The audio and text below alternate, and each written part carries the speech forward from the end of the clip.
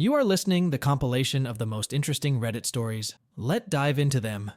I, 29-year-old female, have been in a relationship with my boyfriend. Let's call him Arnav, 27-year-old male. My boyfriend is an Indian immigrant who has been in the USA for 5 years. And we have been in this relationship for 4 years. Back in India, my boyfriend's father is a retired professor, and his mother is a housewife, as is common in the third world. My boyfriend also has a sister, let's call her Ananya, who is unfortunately handicapped, but she is a very courageous girl and is studying at one of the top universities in India. My boyfriend has been working very hard, and now earns around 5,000 USD a month. He has been sending almost 25% of his salary to his father, because they were planning to buy some property with this money and his father's gratuity. However, things took a sharp turn when his father lost all of the money, including the savings of my boyfriend and his gratuity, to a real estate scam. My boyfriend's father says that he will recover all the money, but it seems to be just a hollow hope. After losing all of his money, my boyfriend's father demanded half of his salary, which is $2,500, to run the household and cover his sister's educational expenses. When my boyfriend discussed this with me, I was surprised by his father's request for such a large amount. In India, $2,500 is a significant sum because the cost of living and taxes are relatively low. Additionally, my boyfriend's parents own their home and have some agricultural land, so there are no rent expenses. I expressed my concerns to my boyfriend that sending such a large amount to his parents could ruin our plans. However, he insisted on sending the money, so I reluctantly agreed, and he sent the money to his parents. Before his parents demanded this arrangement, we were planning on buying a house, getting married, and starting a family in the next 2 to 3 years. Now, I have no idea how we can swing that. I work full-time, but make less than my partner, and can't finance all of that on my own. I love that my boyfriend cares so much about his family and is so generous, but this is absurdly selfish of his parents in my opinion. Though I agreed to this arrangement, I was continuously thinking about it and realized that this arrangement was jeopardizing our future plans. So last week, I asked my boyfriend to discuss our future, and we had a discussion last night. After a long conversation, my boyfriend said that the only way forward is to make more money. I appreciate my boyfriend's drive to earn more, but you cannot simply make more money overnight. It can take years to climb the corporate ladder to a significant level, and he doesn't even have the money to start some kind of side hustle. My boyfriend said that I was being selfish for not letting him support his parents and handicapped sister. I told him that I was not against supporting his parents and sister, but the problem is that by doing this, he was risking our future together. He got angry and left home and has not yet returned. When I called him, he said he was at his friend's. He is angry, but he doesn't want to break up with me, and the same is true from my side. I have been insisting that we should talk to his parents and make them realize that 2,500 USD is enough in India, but not in the USA, and that they should also think about our future. However, my boyfriend says that he cannot talk to them this way and that he cannot refuse to support them. I believe this situation is partly a result of our conflicting cultural values, as we grew up in very different parts of the world.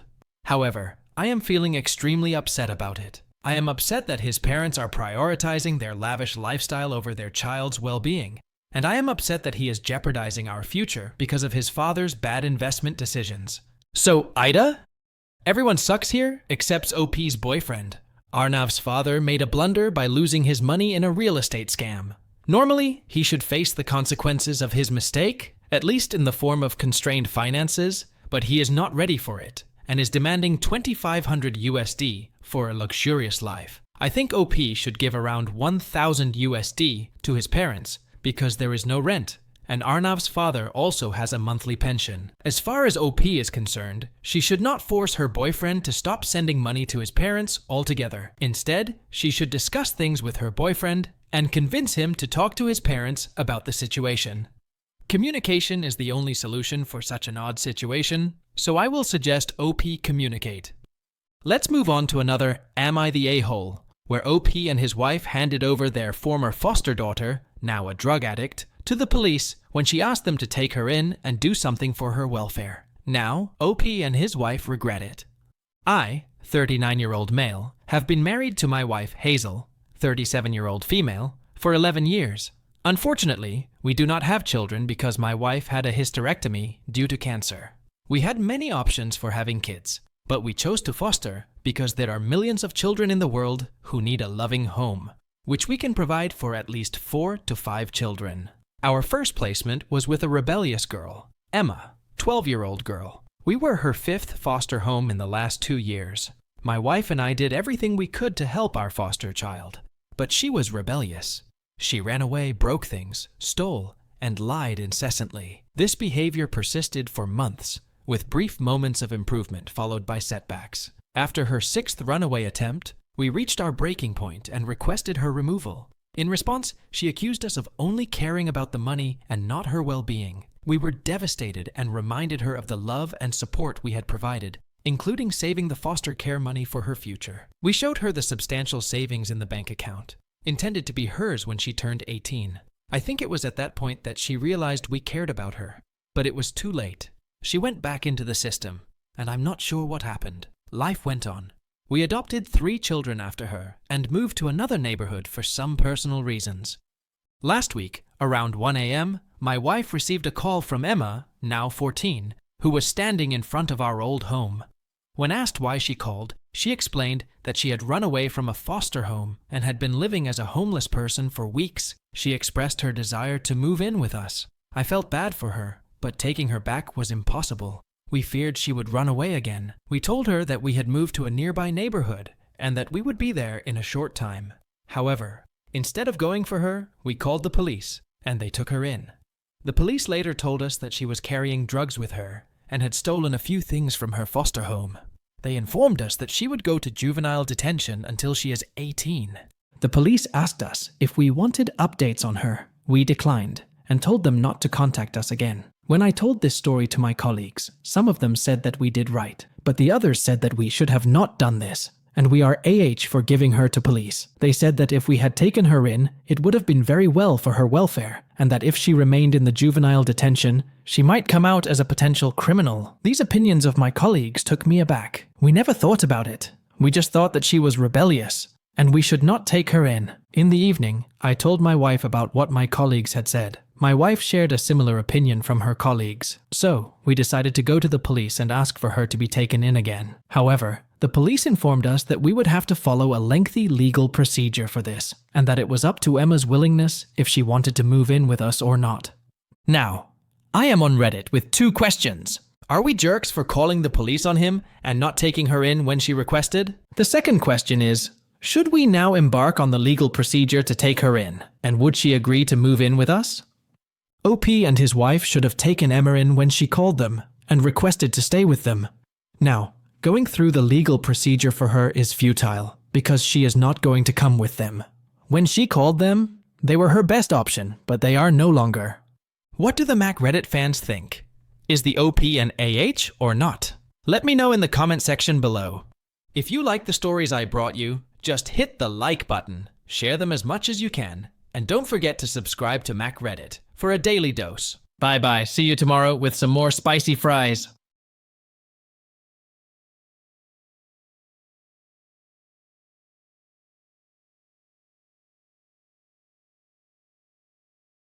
Welcome to Am I the A-hole, where OP caught his pregnant wife cheating on him, and now he doubts that the baby his wife is carrying is his. Now, OP demands that his wife have a DNA test, but she is not ready for it.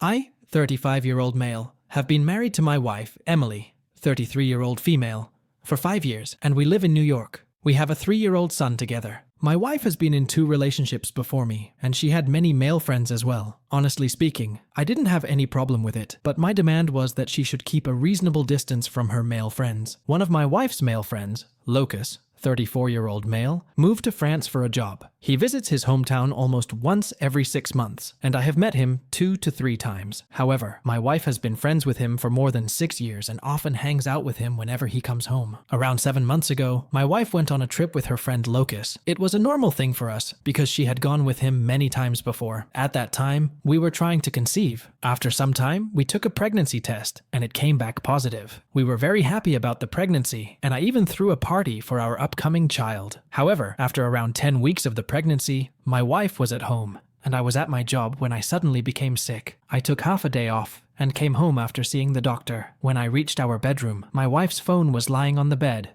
and she was in the bathroom. As the phone was unlocked, I saw her friend's chat box was opened. When I picked it up to see what they were talking about, I saw she had sent him her pregnancy pictures. I was taken aback to see this, and I was confused about why she sent them. But the real shock came when I scrolled up and found that she had not only sent him her pregnancy pictures, but also many new.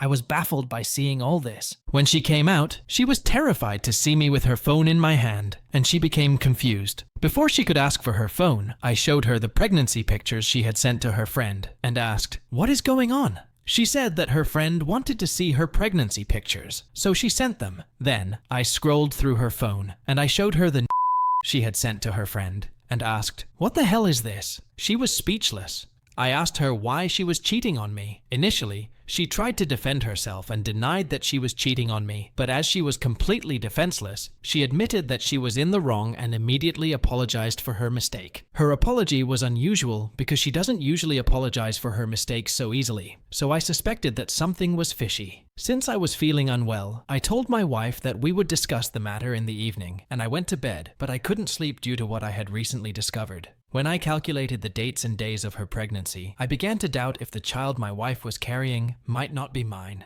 During the time we were trying to conceive, my wife's friend was also in New York, and my wife even went on a trip with him. In the evening, I told my wife that I doubted the baby she was carrying was mine. Upon hearing this, her face turned pale, and she insisted that it was my child, questioning why I was being so pessimistic. She said that she had apologized for the mistake she made by sending her to her friend and promised that she would never make such a mistake in the future. I told her that I would only forgive her after a DNA test confirmed the paternity of the child she was carrying, or else I would end our relationship. My wife is unwilling to undergo a DNA test and insists that I should believe her. I am now convinced that the baby she is carrying is not mine and intend to file for a divorce. I am here to reaffirm that I am not an AH, am I?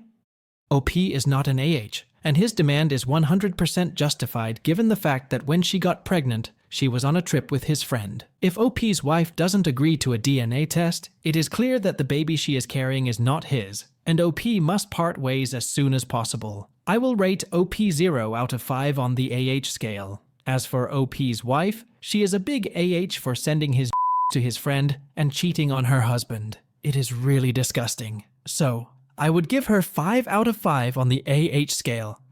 Now, let's move on to another Am I the AH, where OP is not ready to adopt his sister's daughter, who was born addicted to heroin, but OP's family is continuously pushing him to consider adoption. My parents died in a car accident 10 years ago, leaving my sister and me devastated.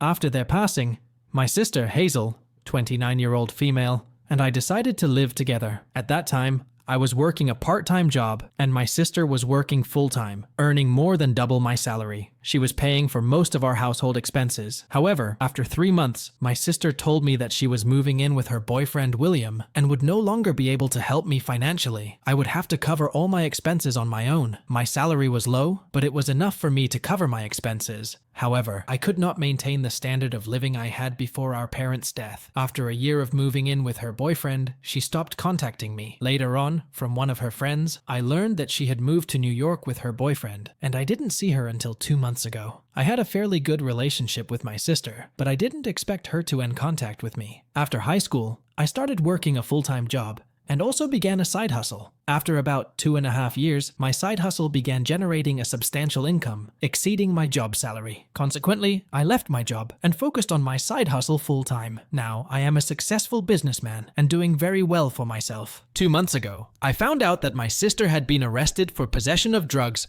with intent to distribute, as well as for the possession of illegal firearms. Now she is facing a long time in jail. Many of my relatives visited her in jail, but initially, I was not ready to meet her because she had cut off ties with me. However, due to my uncle's insistence, I agreed and met her. When I asked where she had been for so many years, she shared her story with me. She explained that she had married her boyfriend, and everything was going well until she had her first pregnancy. Unfortunately, she had a premature birth, and her baby contracted meningitis, ultimately passing away 3 months after birth. 2 months after this tragedy, her husband also passed away. These consecutive deaths were devastating for her. After a year of struggling, she managed to overcome the trauma, but during this time, she fell into drug addiction. About a year later, she entered a relationship with another man named James, who who was also struggling with addiction. After some time, she became pregnant again, but her boyfriend was not prepared for a child. He suggested she have an abortion, but my sister refused. This led to arguments between them, ultimately resulting in their breakup. After that, she moved back to her hometown and started living with one of her old friends. When I asked her why she didn't come to me, she explained that she felt ashamed for leaving me during a difficult time and had cut off all contact with me.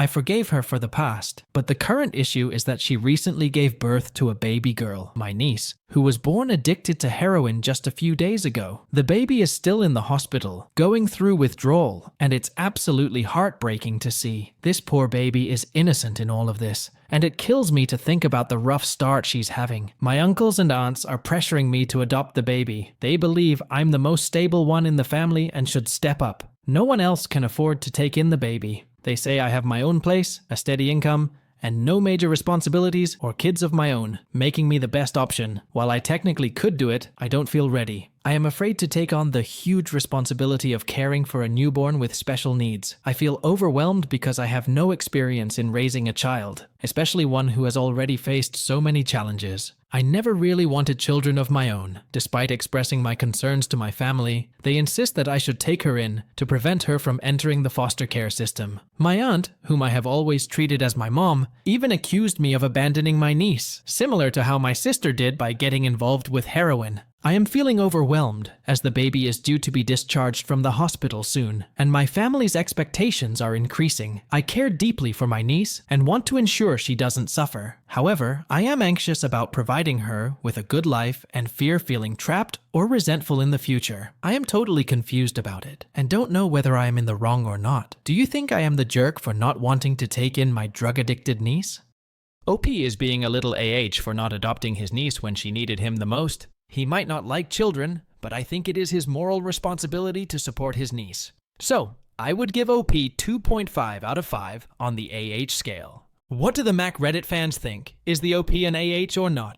Let me know in the comment section below. If you like the stories I brought you, just hit the like button, share them as much as you can, and don't forget to subscribe to Mac Reddit for a daily dose. Bye bye, see you tomorrow with some more spicy fries. Welcome to Am I the A-hole?, where OP is demanding her father to remarry her mom, who cheated on him 10 years ago and left him for his colleague. Around 10 years ago, when I was 10 years old, my parents got separated because my father, James, 56M, caught my mom, Susan, 53F, cheating on him with his colleague, Henry, now deceased. After their separation, my mom married Henry, but my father never remarried. Initially, I used to live with my mom and visit my father for a week every month. However, when I turned 14, I was placed in my father's custody for reasons I will explain later in the post. Now, I have moved out and live independently, but I visit both my father and mom. My father has always been a calm and composed person, never engaging in serious conflicts with my mother. Even when he discovered her infidelity, he chose to walk away quietly rather than confront her. In contrast, my mother's second husband, my stepdad, was toxic and prone to explosive outbursts. Their home was filled with constant arguments, mainly due to my stepdad's infidelity. The toxic environment led to me being placed in my father's custody for a more stable and peaceful upbringing. After just 3 years of marriage, my mom was fed up with the relationship and was considering separating from my stepdad, but he passed away in the meantime. His death was a relief for my mom, and since then, she has been living alone. After the death of my stepdad, I visit my mom often and sometimes live with her for weeks. My mom regrets cheating on my father. I love both my father and mother. I have always wanted to see them together, but it has been 10 years since they separated. Last month, I asked my mom if my father proposed to her again. Would she marry him? My mom said that it was not possible for him to propose to her again and for them to come together. I asked my mom if I could convince my father to remarry her. Would she be ready? My mom asked me why I was asking all this and what I wanted. I told her that I wanted her and my dad to be together again, and if she was willing, I would talk to my father. My mom was taken aback. I told her that I was serious, and I would talk to my father if she was willing to remarry him. My mom took the time to think, and after 1 week, she said that she was ready to remarry my father, but she would not approach him first. I was very happy after hearing this from my mom, and I reassured her that she would not have to approach my father. I would make my father propose to her. The following week, I approached my father and posed the same question to him, but his response was different. He stated that he could not remarry my mom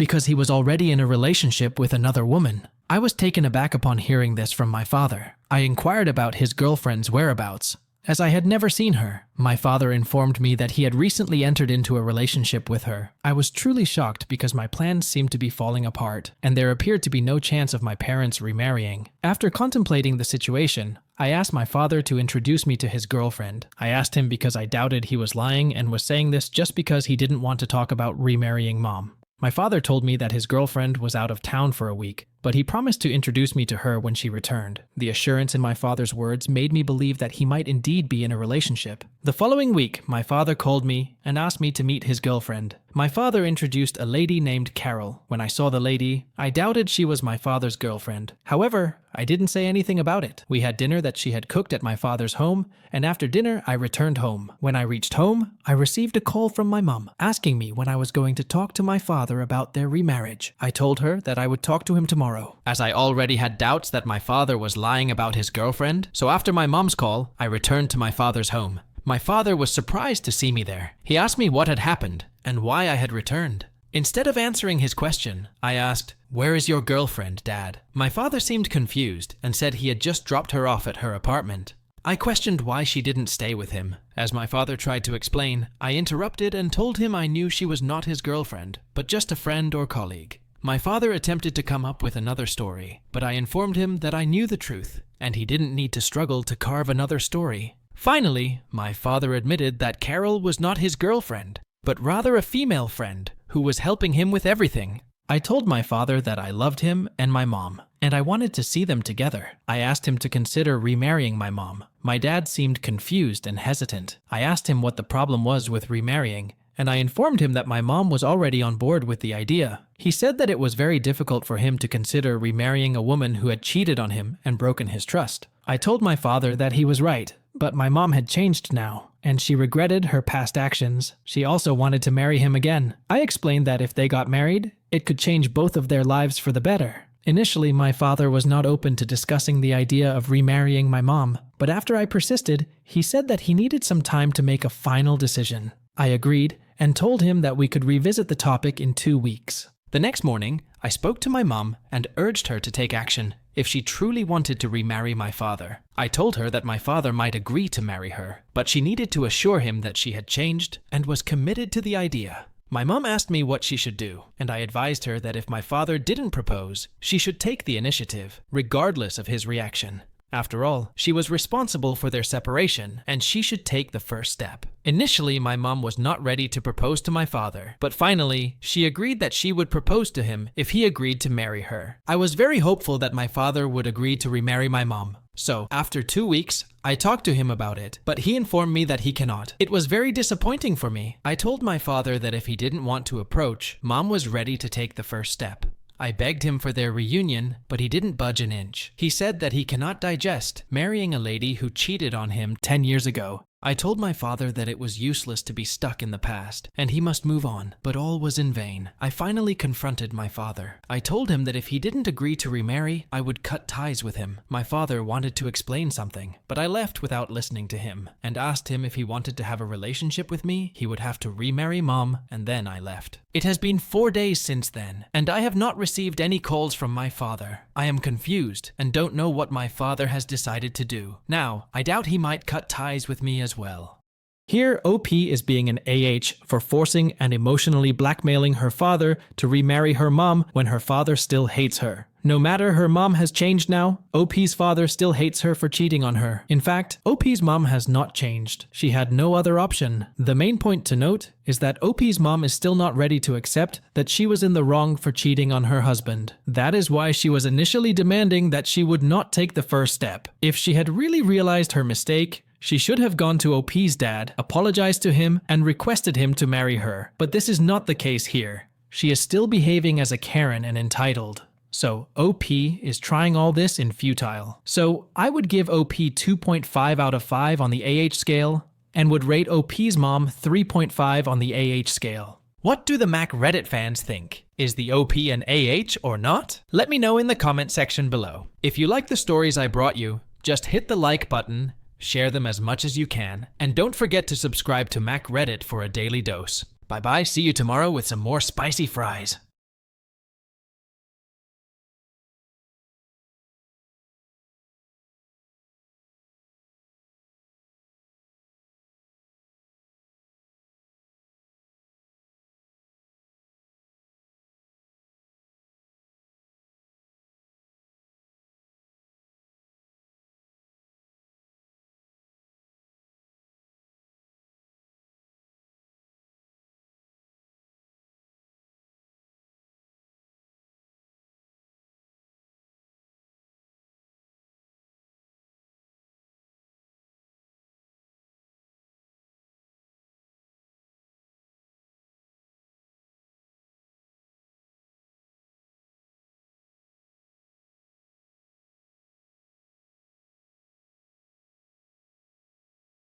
Welcome to Am I the A-Hole, where OP refuses to take care of his abusive former foster parent's son in case they die.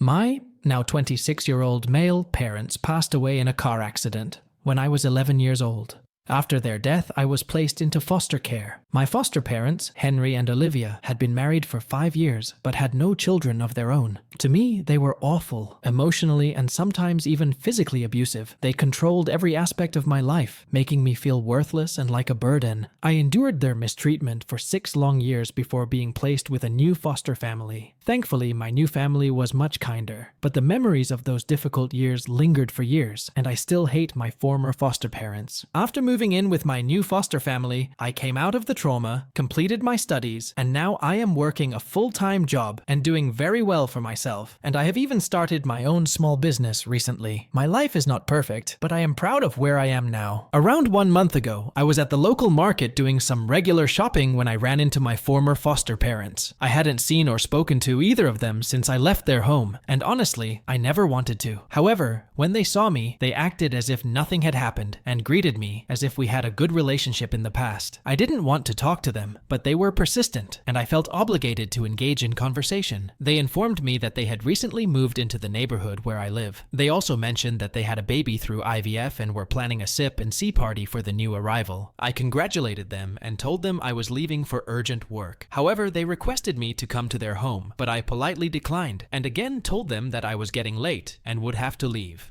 They agreed, but my former foster father asked me to give him my contact number and also invited me to the party. I didn't want to have any contact with them, but I had to give him my phone number to get rid of them at that time. I had already decided not to attend the party for their son, so over the next week, I forgot about their invitation and the party. On Friday night, I received a call from my foster father. He said they were waiting for me. I was surprised by their expectations. My foster dad told me that I was the only brother of their son, and they could not have the party without me. It was weird, so I told him that I had forgotten about the party and that I had planned a weekend trip with my girlfriend, so I could not attend the party. My foster father said that I was being inconsiderate as I had forgotten the sip and see party for his brother. I was really surprised by his demands, so I decided to explain why I was not attending the party. I told him that he had met me randomly at the market, and if I had not run into them, they wouldn't have even thought of me attending the party. I told him that if they had done even one good thing for me in the 6 years I was living with them, I would have come to attend the party. My foster father said that they had been good to me for the whole period I lived with them, and whenever they scolded me, it was for my betterment. I told him that he didn't just scold me, but he and his wife tortured me, both mentally and physically, and ruined my childhood. They were responsible for many of the problems I currently face. I told him that I didn't want to see him and his wife, and asked him not to contact me again. While I was talking to my foster dad, I heard a voice from my foster mom. She was crying and requesting me to come and attend the party. She unconditionally apologized for the wrong they had done to me. She said that they just wanted to have a relationship with me. I am a kind of emotional person, so I finally agreed to attend the party. I discussed the whole scenario with my girlfriend and asked her to postpone our weekend trip and go to the party instead. Though hesitantly, my girlfriend agreed, and we went to the party together. At the party, I felt like we were being treated as special guests, and it seemed like the party was arranged for us, not for the kid. There were only a few guests at the party. When I asked my foster parents about it, they told me that they had recently moved into the neighborhood, so they had only a few friends here, which is why there were only a few guests at the party. The party ended around 4 p.m., and they asked us to stay for dinner. We agreed to stay. After the party, they once again apologized for their past behavior towards me during my childhood and asked to rebuild a relationship with them. At that moment, I didn't understand their intentions, but I agreed, thinking they had realized their mistake and I should forgive them, which I did. Despite forgiving them, I couldn't shake the question in my mind about why they had changed from villains to very kind people. They were treating me as if I were their own son. This question kept bothering me, as there didn't seem to be a financial motive involved. Considering they were already wealthy with 2 successful businesses and a higher income than mine, I had a gut feeling that they had ulterior motives, which they eventually revealed about a month after the party for their son. One day, I received a call from my foster mom, asking me to come to their home to discuss something important. When I arrived, my foster parents informed me that they had been battling cancer for the past year, but had only recently been diagnosed, which came as a shock to me. I was puzzled as to how they both could have developed cancer, as it is not a contagious disease disease, but they showed me their medical documents confirming their diagnoses. They shared that they were undergoing treatment and were hopeful for recovery, but were also fearful of the unknown outcomes. With a new baby in their care, they expressed concerns about the future and asked if I would be willing to care for their child in the worst-case scenario. However, they told me that I would not receive anything from their property, as they had only one son, so they wanted him to inherit everything they had. I didn't know anything about their situation before, so I couldn't make a decision right there. I asked them for some time, and they agreed. Then, I asked them why they were not asking their siblings for this responsibility. They told me that they had already asked 2 to 3 of their relatives, and mentioned that they were even ready for it, but they wanted a share in the property as compensation. Finally, they said that they approached me because they had raised me and consider me their son. They told me that I seemed to be the only suitable option to take care of their son. When I returned home and thought about it thoroughly, I realized that my foster parents were being selfish and entitled. They were as rough and selfish as they were in my childhood. At that time, they ruined my childhood, and now they wanted to take advantage of me through emotional blackmail. I was not important to them, and the only person they cared about was their son. I discussed the matter with my girlfriend, and she also agrees with me. We finally decided to refuse to take in their son according to their offer. The next day, my girlfriend and I went to them and told them that their demand was not justifiable. We informed them that if they wanted us to take care of their son, in the worst-case scenario, they would have to give us at least half of their property. Otherwise, we could not help them. After hearing this, they were disappointed and said they were not expecting this from me because they raised me and took care of me for 6 years. They were upset that I was not ready to help them. I didn't want to hurt them because they were cancer patients and were already going through a lot. So I said that I hope they don't hit that worst-case scenario, but I cannot accept their offer. Then I left. I am 100% sure that my former foster parents are not sincere to me, but I am still feeling a little bit confused about whether I did right or wrong by refusing to take care of their son in case they die of the cancer. So, am I the AH? I don't think OP is an AH because he is not responsible for taking in the son of his foster parents. Another thing is that OP's foster parents are being dramatic, and I don't think they are going to die of cancer. If they are, they should think about it seriously. No one is going to take their child without any compensation. In this scenario, OP's demand is completely justifiable. So, I would give OP 0 out of 5 on the AH scale. As for OP's foster parents, I would give them 3.5 out of 5 on the AH scale for being so selfish. What do the Mac Reddit fans think? Is the OP an AH or not? Let me know in the comment section below. If you like the stories I brought you, just hit the like button, share them as much as you can, and don't forget to subscribe to Mac Reddit for a daily dose. Bye bye, see you tomorrow with some more spicy fries.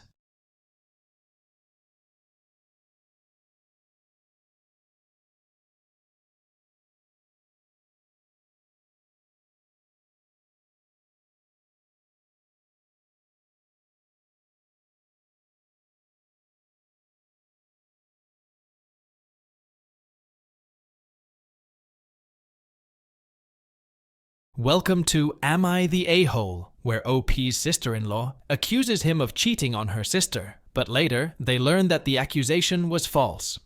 Now, OP wants to cut all ties with his sister-in-law, but his wife opposes it.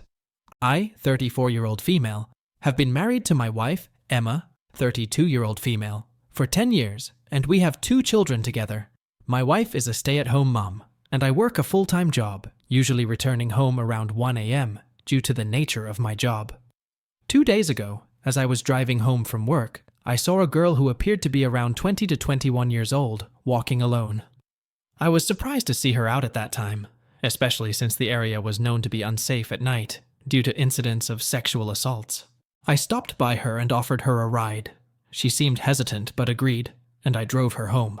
While on the way to her home, she told me that she was at a party with her friends, and was supposed to be picked up by her sister. However, her sister's car had broken down, so she couldn't pick her up, and she couldn't find a cab at that late hour. That is why she was walking on foot. I dropped her off at her place, and got home. While doing this, I got a little bit late. When I reached home, my wife asked me why I got late. I told her about the girl and how I gave her a lift. My wife told me that I should be careful while giving lifts to people at late night, because it might be dangerous for me. It is a good suggestion, so I appreciated it. I did my routine things, and then we went to bed. I didn't think much about driving that girl home because there was nothing to be remembered about it. The next day, while going to work, I saw the same girl, Emily, 21F, on the way. I stopped by her and asked where she was going. She told me that she was going for an interview, and by chance, the place of her interview was the building next to my office. So, I offered her a lift, and she accepted it. I drove her to the office, where she was going for an interview. While going to the office, she told me that she has been between jobs for the last 3 months, and she was searching for a job. She asked for my contact so that I might refer her. I gave her my mobile number, and she shared her resume and portfolio with me. After reaching the office, I received a call from my wife who was upset and asking about the girl in my car when I was on my way to the office. I explained to her that it was the same girl I had given a ride home to the previous night, and I coincidentally ran into her in the morning. So I offered her a lift because she was going to the office next to mine for an interview. Since I was at work, I informed my wife that I would talk to her in the evening and assured her that there was nothing to worry about. When I arrived home in the evening, my wife was bewildered. She accused me of cheating on her. I assured her that I was not cheating and that it was merely a coincidence that I had encountered the same girl twice. She questioned why I had exchanged numbers with her if there was no cheating involved. I explained that the girl was seeking a job and had sent me her resume for assistance. Perplexed as to how my wife found out, I inquired who had informed her.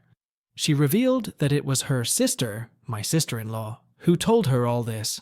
Basically, my sister-in-law's office is also in the same area as mine, so she saw me dropping her off at the office she was going to. Despite my attempts to calm my wife down, she refused to listen. Tired, I went to bed, telling my wife that I didn't want to argue with her anymore. I regretted sleeping that night without resolving the fight with my wife. When I woke up in the morning, my home had become a battlefield. My sister-in-law and mother-in-law were also there. I was taken aback to see them. I told my wife that we should discuss our issues between ourselves and not involve others. My wife accused me of cheating on her and said she couldn't involve her family in our problems. My sister-in-law, Jennifer, 22-year-old female, claimed I had hugged that girl while dropping her off and insinuated that she was my girlfriend.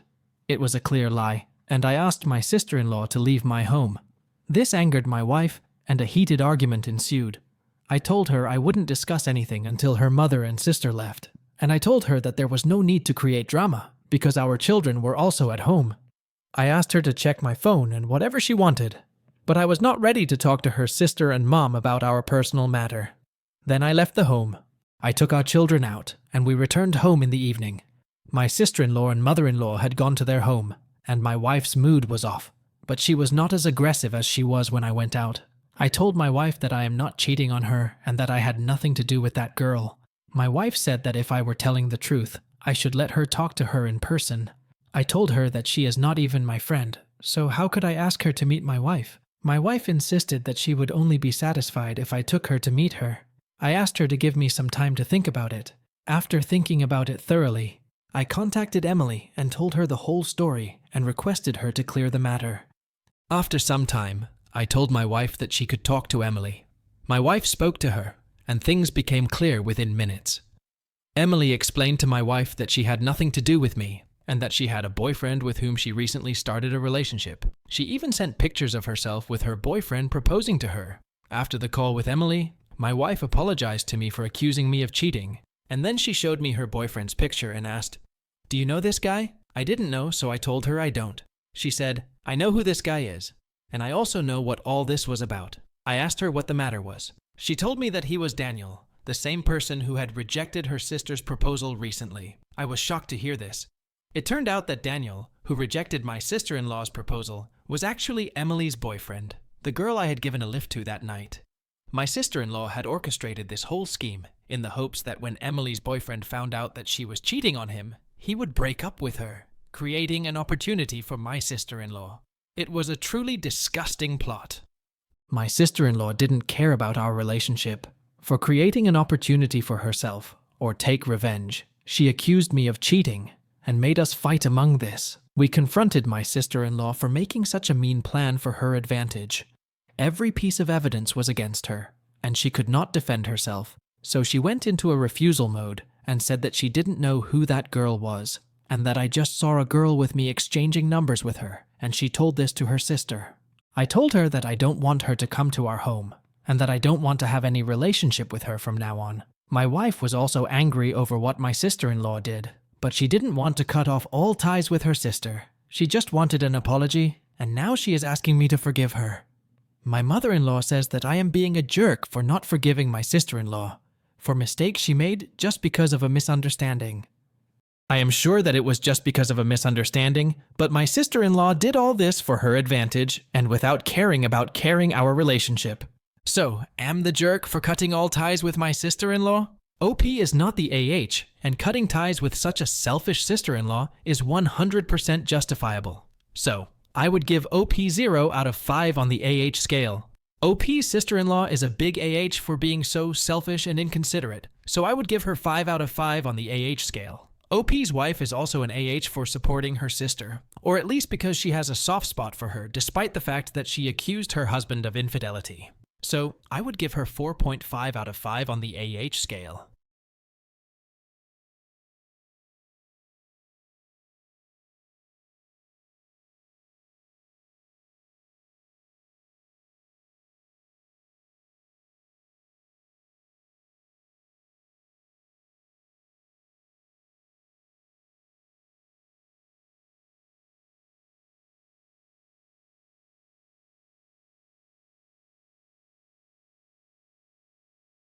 Welcome to Am I the AH, where OP caught his wife cheating on him with her friend Sarah's husband, and OP divorces his wife, and Sarah also divorces her husband. Now, Sarah wants to marry OP. Let's dive into the story. I, 35-year-old male, recently divorced my wife Emily, 32-year-old female, after I caught her cheating on me with her friend Sarah's husband Jake, 32-year-old male. Sarah also parted ways with her husband. Now, Sarah and I want to get married, but my ex-wife and Sarah's ex-husband blame us for cheating on them, respectively.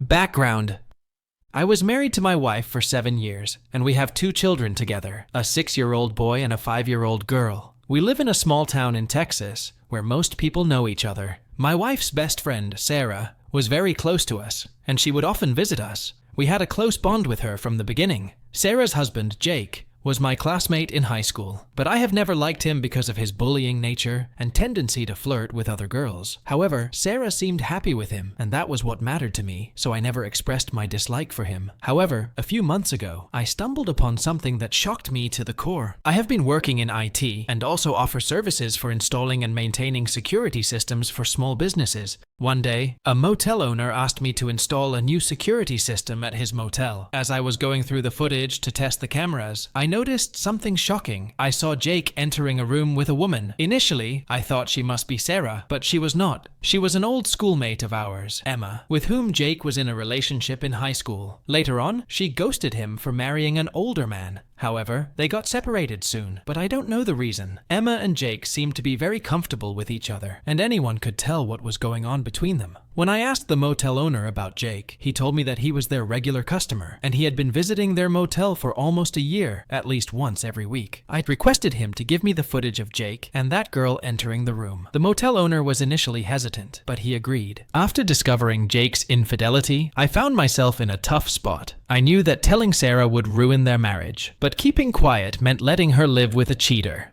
and there was a chance he would leave Sarah at any time for Emma. I couldn't stand the idea of her being hurt, so after thinking it over thoroughly, I decided to tell Sarah the truth about her husband, though it was painful. In the evening, I reached out to Sarah and told her what I had discovered. She was not ready to believe me, but when I showed her the footage, she was shocked and completely broken down. It was one of the hardest things I've ever had to do, but I felt it was the right thing. In the evening, Sarah confronted Jake. Initially, he was not ready to deny it, but when she showed him the footage I had given to her, Jake had to admit that he had been cheating on her for years. When their families came to know about their fight, they tried to reconcile between them, but Sarah was not ready for it, and she wanted to get separated from him. So, after a week, Sarah filed for divorce, and soon after, their marriage was over. Sarah was devastated, but she was thankful to me for being sincere with her. After the divorce, she, along with her 2 children, moved in with her parents. After that incident, and the divorce between Jake and Sarah, my wife has been sad and distant since then. Initially, I thought it was because she was upset about her friend's marriage falling apart, but then a message from an unknown number revealed the reality behind my wife's changed behavior. Now, I am 100% sure that the message was from Jake because he was the only person who knew about their relationship. The week following their divorce, I received a message from an unknown number which said, "Check your wife's phone." I was confused after receiving such a message. I replied with questions who was messaging, but I didn't get any reply. Initially, I decided to ignore the message, but it was continuously irritating my mind. So, I finally decided to check my wife's phone. When my wife went to sleep, I went through her phone, where I discovered a chat that blew my mind up completely. It was her chat with Jake, and dozens of messages were as old as 1 year. Their conversation left no doubt in mind that my wife was cheating on me with Jake. Not only this, she had even sent Jake.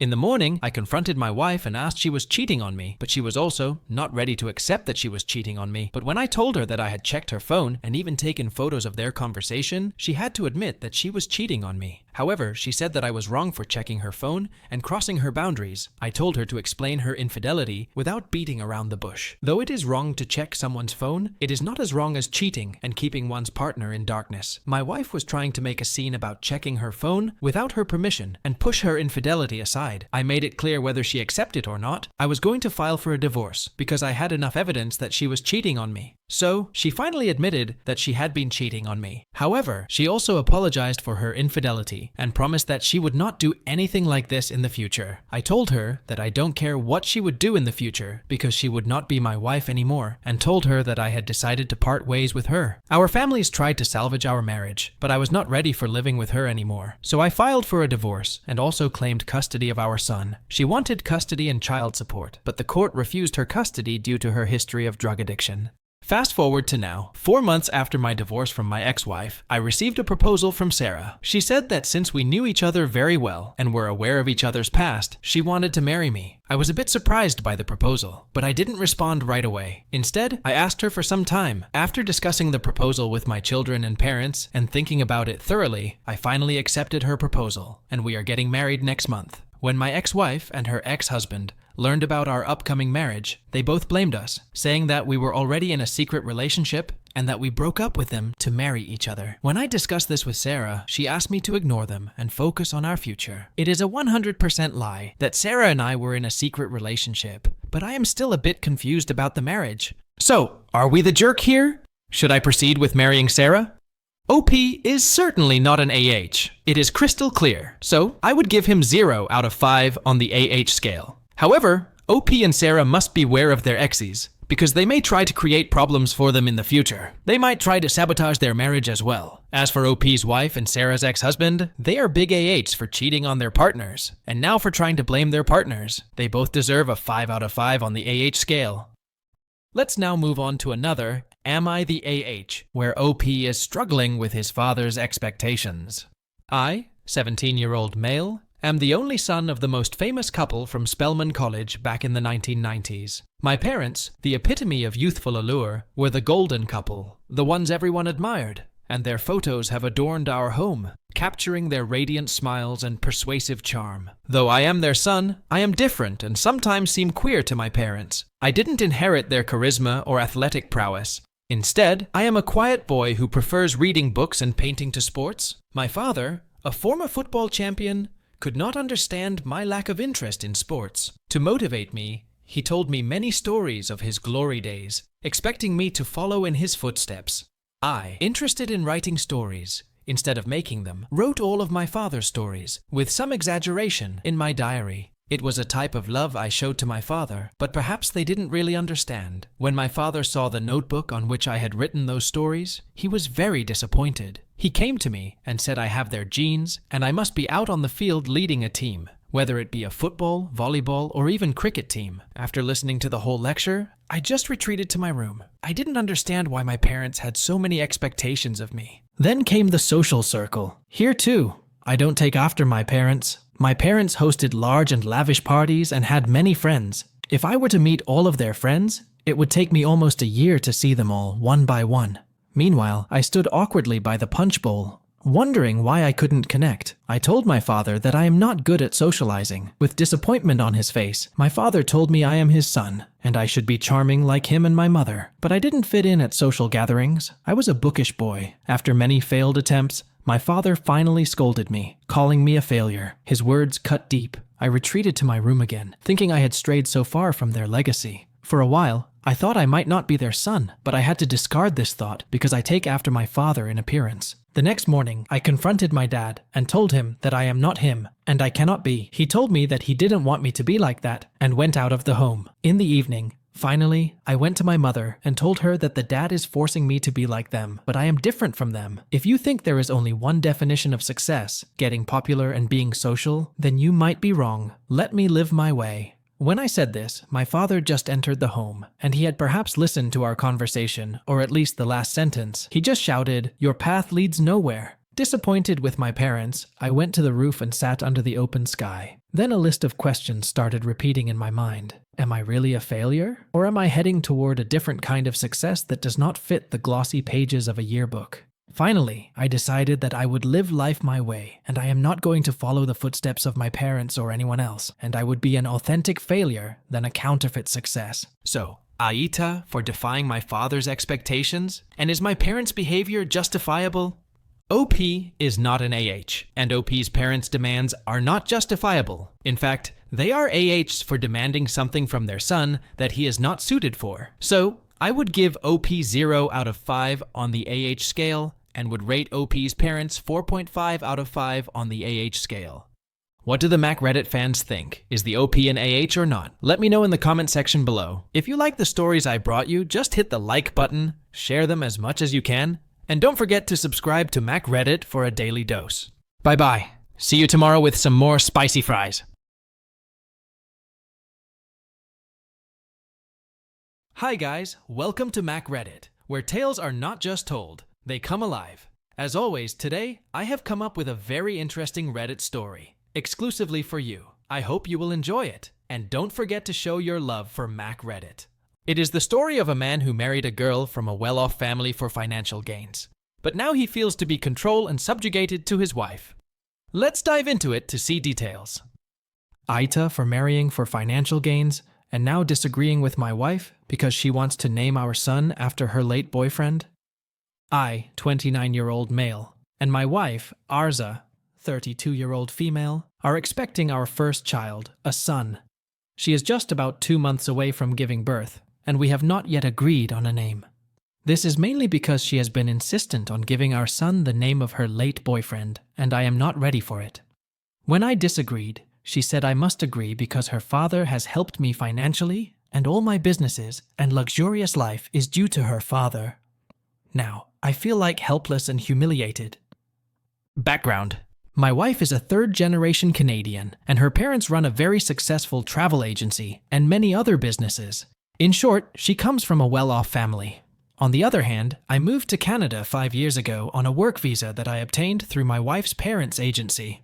Her father helped me because of the long-standing friendship between his father, 𝐒𝐓�𝐿, now deceased, and my grandfather. Initially, I worked as a taxi driver, then as a chef at a 5-star hotel in Montreal, and now I own my own in the same city. I am living a luxurious life and also thinking of expanding my business back in my home country. I was not an experienced worker when I moved to Canada, but my wife's father, 𝐒𝐓𝐿, helped me a lot in getting the work permit and finding jobs. After just 3 days of arriving in Canada, I began working as a taxi driver. Initially, I was driving on a foreign license, but then I obtained a Canadian one. I had a diploma in culinary arts, but I chose to be a taxi driver because of the perception that taxi drivers earn more than other workers, especially entry-level chefs. I decided that after earning from driving, I would start my own hotel. However, my plan failed. After just 3 months in my first job, I was involved in a car accident that totaled the taxi I had rented, but I escaped unharmed. It was a miracle, an absolute miracle, as no one would expect someone to emerge unscathed from such a horrific accident. Following the accident, I decided to return to my own field, culinary art. Once again, my current father-in-law helped me secure a job as an entry-level chef at a 5-star hotel. I am a quick learner, a really fast learner, So over the next year, I became a professional chef. This growth is exceptional, but I did it, and after 2 years, I left the job and started my own hotel. Let's now come to why I married the girl who is now my wife, and how I started my own business. When I started working as a chef, Arza, who is now my wife, was in university at the time. As I used to visit their home often, we became good friends, but I never thought of anything more than that, because she was already in a relationship with an American man named Daniel, now deceased. They had been together for 4 years and were planning to marry, but tragically, Daniel died in a car accident. After his death, she was devastated and mourned for 6 months.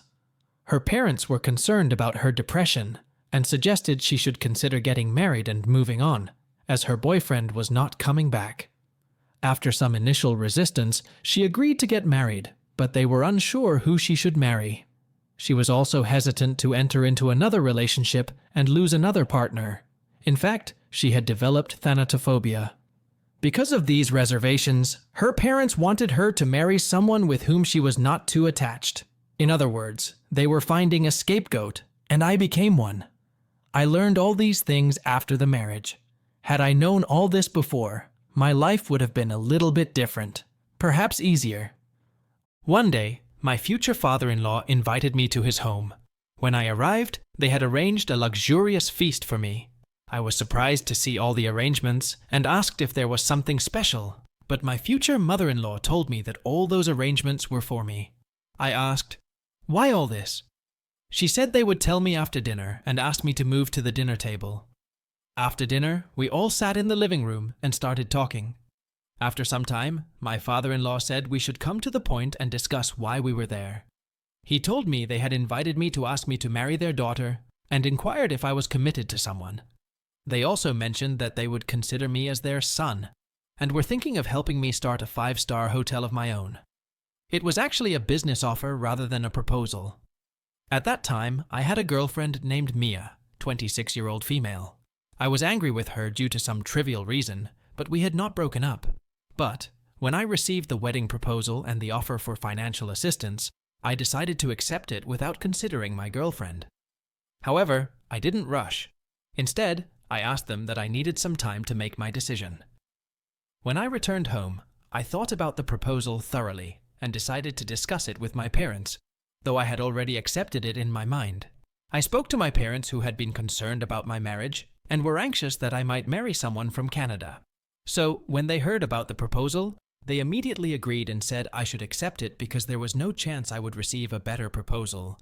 As I had already made the decision, I decided to tell my decision to my future in-laws. On the following weekend, I visited my future in-laws, spoke with my potential wife, and finally informed them that I was ready for marriage. They were very happy, also me. After 5 months, we eventually got married in a luxurious wedding ceremony, and sometime later, I started my business with investment from father-in-law.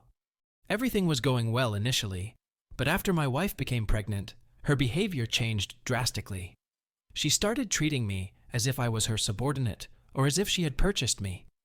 Initially, I thought it was due to her pregnancy, but when I overheard her talking to her sister on the phone, I discovered the reality that she didn't think me as an equal partner in the marriage. Instead, she viewed me as a purchased husband. It was shocking and humiliating for me, and after learning the truth, I felt humiliated and trapped in a relationship where I had no value. However, I decided to keep quiet because a serious confrontation could harm my business, and I didn't want it. Now, our disagreement is about the name of our first child that we are expecting in just 2 months. We have been arguing about the potential name for our child for 2 months. I want our child to have a classical sick name, and she is adamant about giving our child the name of her late boyfriend. Though I respect her late boyfriend and her feelings towards him because I am a practical man, I cannot bear my son having the same name as her late boyfriend and don't want his memories to interfere in our marriage. However, sometimes I think I should let her have that name for our son, because even if I win the argument and don't let her have that name, I cannot erase his late boyfriend's memories from her mind, and if I tried to erase, it would not benefit me. It would harm my relationship and might affect my business as well. Am I the jerk here? To me, it seems that OP has made many mistakes in his life, and now he is stuck in a strange situation. If he openly confronts his wife, he might have to bear business loss, and if he keeps quiet, he will remain subjugated to his wife forever. I cannot make a conclusive opinion about the OP, but I think he is a AH for marrying for financial gains, but not NTA for disagreeing with his wife about the name of their son.